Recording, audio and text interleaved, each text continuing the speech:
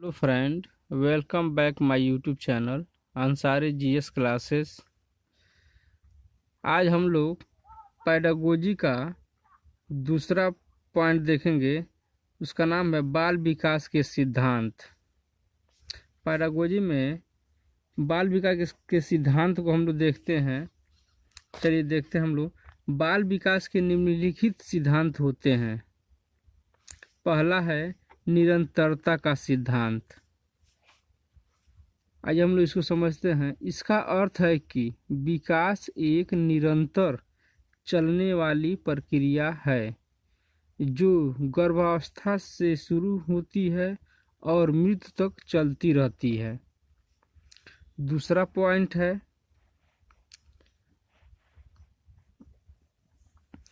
व्यक्तिगत अंतर या विभिन्नताओं का सिद्धांत। इसका अर्थ है कि प्रत्येक बालक का विकास भिन्न भिन्न होता है। अर्थात किसी बालक का विकास तीव्र तो किसी का धीमा, किसी का उच्च तो किसी का निम्न हो सकता है। नेक्स्ट है तीसरा पॉइंट है विकास क्रम की एकरूपता का सिद्धांत। विकास क्रम की एकरूपता का सिद्धांत। इसके अनुसार विकास का अपना एक क्रम होता है जो बदला नहीं जा सकता और सभी बालकों का विकास इसी क्रम में होता है। उदाहरण जैसे कि प्रत्येक बालक पहले रोना सीखता है और ध्वनि उत्पन्न करना, वाक्यांश बोलना, फिर पूरे वाक्य बोलना सीखता है। कोई भी बच्चा पहले ही अवस्था में वाक्य नहीं बोल सकता। चौथा पॉइंट है विकास की गति की भिन्न भिन्न दर। इसका अर्थ है कि विकास की विभिन्न अवस्थाओं पर विकास की गति भी बदलती रहती है। जैसे किसी की शैशव अवस्था में यह गति तीव्र होती है, उसके बाद धीमी होने लगती है और फिर किशोरावस्था में फिर से तीव्र हो जाती है। पांचवा पॉइंट है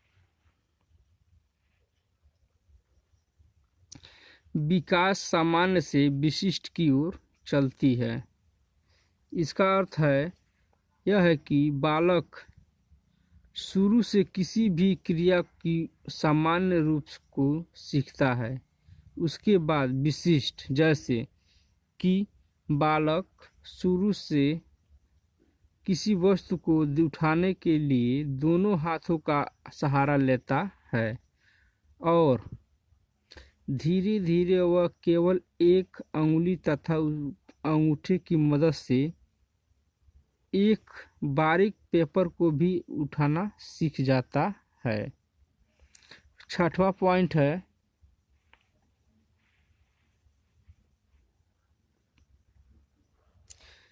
परस्पर संबंध का सिद्धांत।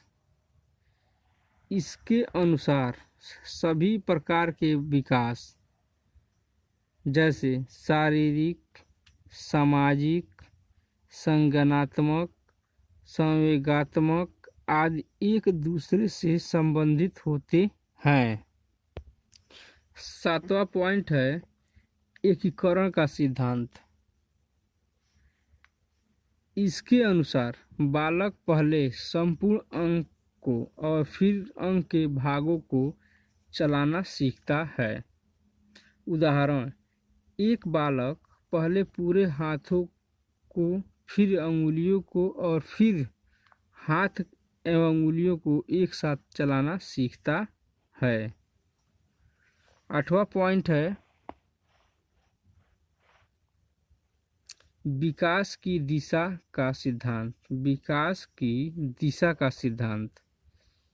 इसके अनुसार विकास एक दिशा में चलता है। इसके दो भाग हैं। पहला है मस्तादुन्मुखी नियम अर्थात विकास सिर से पैर की ओर होता है। पहले बच्चा गर्दन संभालना सीखता है, फिर बैठना, फिर घुटनों के बल चलना, खड़े होकर सहारे से चलना और फिर बिना सहारे के चलना सीख जाता है। दूसरा पॉइंट है निकट दूर नियम। निकट दूर नियम के अनुसार रीढ़ के पास के अंगों का विकास पहले और दूर के अंगों का विकास बाद में होता है। जैसे पहले कंधे का विकास, फिर हाथ का और अंगुलियों का विकास। 9वां पॉइंट है विकास का भविष्यवाणी की जा सकती है। जो विकास होता है उसकी भविष्यवाणी की जा सकती है। इसके अनुसार बालक की वृद्धि और विकास की गति को ध्यान में रखकर उसके आगे बढ़ने की दिशा और एकरूपता के बारे में भविष्यवाणी की जा सकती है। 10वां पॉइंट है वृद्धि और विकास वंशानुक्रम एवं वातावरण की अंतःक्रिया का परिणाम होता है।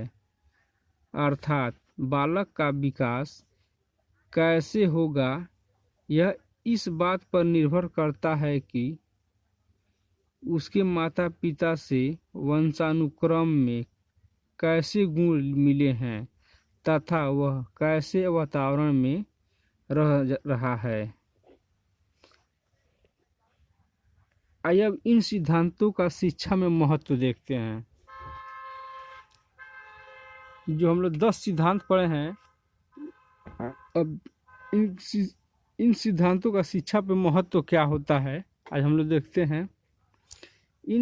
पहला पॉइंट है इन सिद्धांतों से शिक्षा बच्चे के बारे में जानकारी प्राप्त कर लेता है तथा उसके अच्छे विकास के लिए उपयुक्त विधियों का प्रयोग कर सकता है। दूसरा पॉइंट है शिक्षार्थियों के सीखने का क्या तरीका है यह जानने के लिए शिक्षक को सहायता मिलती है। तीसरा पॉइंट है शिक्षक इन सिद्धांतों को जानकर बच्चों के लिए उचित वातावरण उपलब्ध करा सकता है। आज के लिए इतना ही। अगर वीडियो आप लोग को अच्छा लगा हो तो चैनल को लाइक, सब्सक्राइब तथा शेयर जरूर कीजिए। धन्यवाद।